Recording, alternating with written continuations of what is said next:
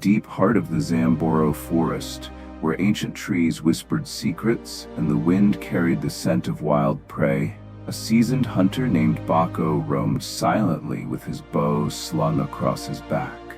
It had been a long, fruitless day. No gazelle, no antelope, not even a rabbit. Frustrated, Baco pushed deeper into the unknown edges of the forest where few dared to tread. Suddenly, under the shade of a giant baobab, he spotted something. A lion cub, barely a few weeks old, sleeping soundly on a patch of sunlit grass.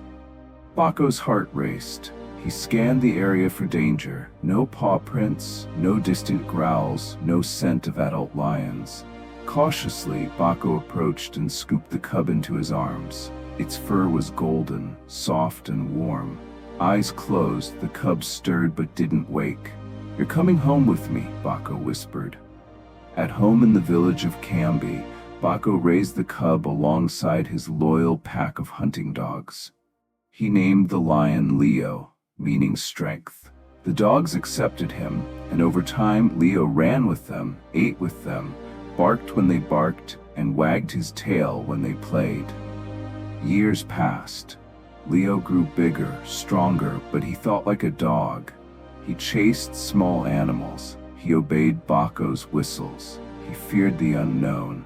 When Baco took his dogs hunting, Leo joined, swift, silent, and obedient. But he didn't know who he truly was. One humid afternoon, the hunting party entered the jungle's deeper edge. Birds scattered as a mighty roar exploded from the trees. Roar! It shook the leaves, and every dog yelped and fled. Leo, startled, turned and ran with them. Later that night, Leo asked the oldest dog, Sengo, "What was that sound?" Sengo's eyes widened. "That was the king of the jungle, a lion. When you hear that, run, or you'll never return." Leo nodded. And from then on, whenever they entered the jungle and the lion's roar echoed through the trees, Leo ran. Just like the dogs. Just like he was taught. But fate would not let him stay blind forever. One misty morning, during a hunt, they heard rustling. From the shadows emerged a massive lion, muscles rippling, eyes sharp with pride. All the dogs turned and fled. But Leo froze. The lion stared at him. Leo stared back.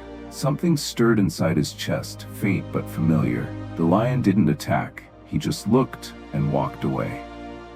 At home that night, Leo asked Sengo again, "Why do I look like the lion?" Sengo growled, "Because you were born like him. But you're not him. He's wild. He's dangerous. He's the king. You're one of us." Leo lowered his head, unsure of himself. He had strength, claws, teeth, but no roar. And what good was a lion without a roar? Then came the final turning point. One day, deep in the jungle, two lions emerged from the mist. They didn't roar. They didn't rush. They just stood there, regal, tall, commanding. The dogs, terrified, scattered into the underbrush. But this time, Leo did not move. The lions walked toward him slowly, their golden eyes locked onto his. One of them leaned in and whispered something fierce. "Why do you run, young one? Why do you walk with prey?" Leo looked confused. The second lion raised its head and roared mightily into the sky. Leo trembled. But this time, something deep in his chest shook. He opened his mouth, and for the first time in his life, he roared. It wasn't perfect. It wasn't strong, but it was his. The lion smiled. "There it is," one said. The king hidden in the shadow of fear. Leo looked down at his claws, then back at the trees. He belonged here, not in a kennel, not on a leash. "Come with us," the lion said. "We'll show you what it means to be what you were born to be." Leo turned, looked once in the direction of home, then followed them into the wild. Moral of the story: you may be raised in fear, trained in imitation, and surrounded by limitation, but your true identity can never be caged. Until you awaken to who you really are, you'll keep running from the roar that was meant to come from within you.